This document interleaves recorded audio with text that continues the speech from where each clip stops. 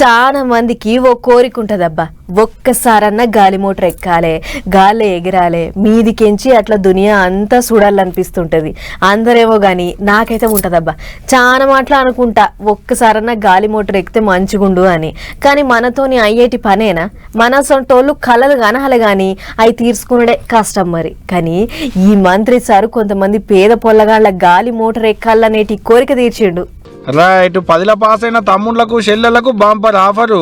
ఇది మేమిచ్చిన ఆఫర్ కాదు, మంత్రి కోమటిరెడ్డి వెంకటరెడ్డి సార్ ఇచ్చిన ఆఫరు. ఏందనుకుంటున్నారు? 10ల మంచి మార్కులు వచ్చిన తమ్ముళ్లను చెల్లెళ్లను గాలి మోటార్ ఎక్కిస్తుండు సారు. అవు నల్గొండ జిల్లా తిప్పర్తి సర్కారు బడిలో చదువుకొని 10ల మంచి మార్కులు వచ్చిన 14 మందిని సెలెక్ట్ చేసి వాళ్ళందరికీ విమానం టికెట్లు బుకింగ్ చేసిండు సారు సొంత ఖర్చులతోని. అంతకు మునుపోపాలి అలా బడికెళ్ళబోయినప్పుడు చెప్పిండట 10ల మంచి మార్కులు వస్తే మంచి గిఫ్ట్ ఇస్తానని. అగో అన్నట్టే ఇలా అందరినీ ఇట్లా విమానం ఎక్కిచ్చిండు అన్నట్టు. మరి గాలి మోటార్ ఎక్కి వాళ్ళు అడిగిపోతారో ఎరికేనా? వైజాగ్ బీచ్, రిషికొండ సోయగాలు, అరకు అందాలు అంత తిరిగి చూస్తారు, అందాలను చూసి మురుస్తారు. పెద్ద ముచ్చట ఏంటంటే అందరిని పట్నం విలువ నంపుకొని ముంగడ కూర్చోబెట్టుకొని మాట్లాడిండు. వాళ్ళ చేతిలో విమానం టికెట్లు పెట్టిండు మంత్రి సారే కోరుతూ. విమానం టికెట్లు చూసి చెల్లెళ్ళది తమ్ముళ్ళది ఒక మురిపం కాదు పో ఉంటది. మరి మీదికెంచి గాలి మోటార్లు చూసి మురిసేటోళ్లకు అని లెక్కి తిరుగుతున్నామంటే ఉండదా? ఇక ఏదున్నా అరకందాలను చూసుడేమో కానీ గాలి మోటార్ ఎక్కుతున్నాం అనే మురిపమే ఎక్కువ ఉండాలి కావచ్చు పో.